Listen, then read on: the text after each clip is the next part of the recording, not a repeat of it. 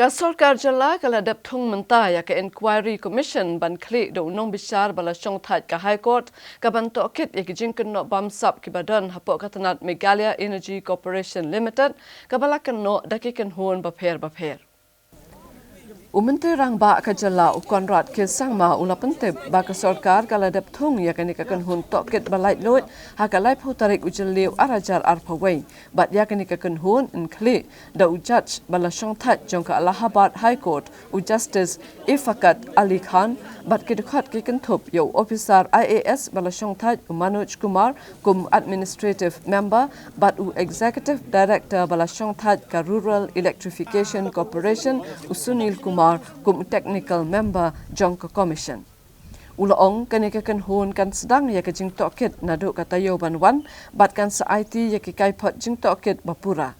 Katkom ka notification ne jing pendapat ba lakadau baki kendon balabu ban Tohkit kilong bakani ko commission kan Tohkit ya ki kot kisla ha ka jing trekam jong ka MeECL bat ki lai teli kisna trekam jong ka kata ka MEPGCL MEPTCL bat ka MEPDCL Hendrai ke ongpat baka jing Tohkit kan long tang ya ka jing trekam basdang nadu ka sitarik uyayong arhajar shipau hadu kalai pawai tarik ulber arhajar arpawai.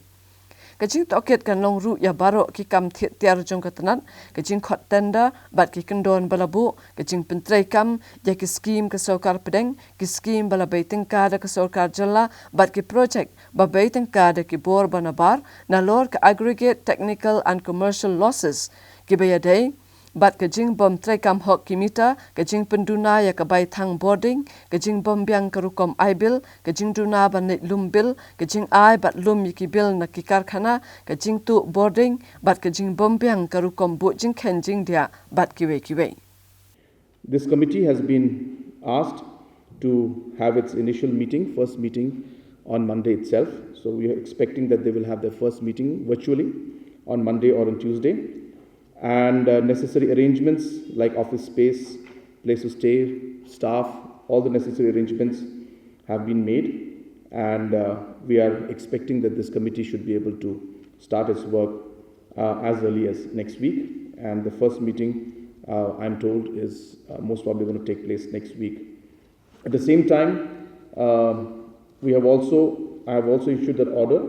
to constitute a single member independent inquiry into the social welfare matter regarding the rise and the quality of the food products which was raised in different quarters. So the Chief Secretary has been asked to find out names of of retired judges of high courts so that we can select a one-member committee, and we expect that this committee, once it's formed, should be able to submit the report to us within 3 months' time. Similarly, even the committee on the MeECL has also been asked to submit the report within 3 months.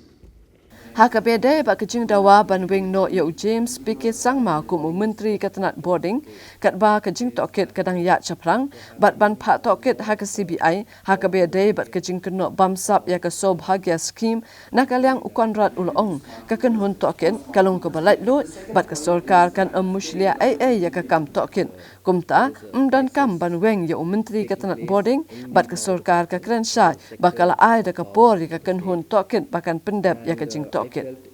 Nalor kani ulong ke Sorkar kala Thung ya kan hun Tohkit ka balai lut ka ban khli do nong bishar bala syong than bat ka jing dawa kalong kumba khen po ya kan hun Tohkit ka balai lut bat de ban ailat ya kani ka kan hun bakan yat sakhamat ban Tohkit bat ban IT ya ka kaipot. This committee is completely independent in nature,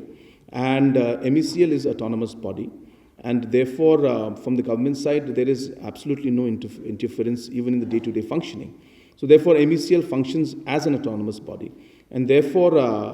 there is no need or any question of removing the Power Minister from his portfolio at this point in time.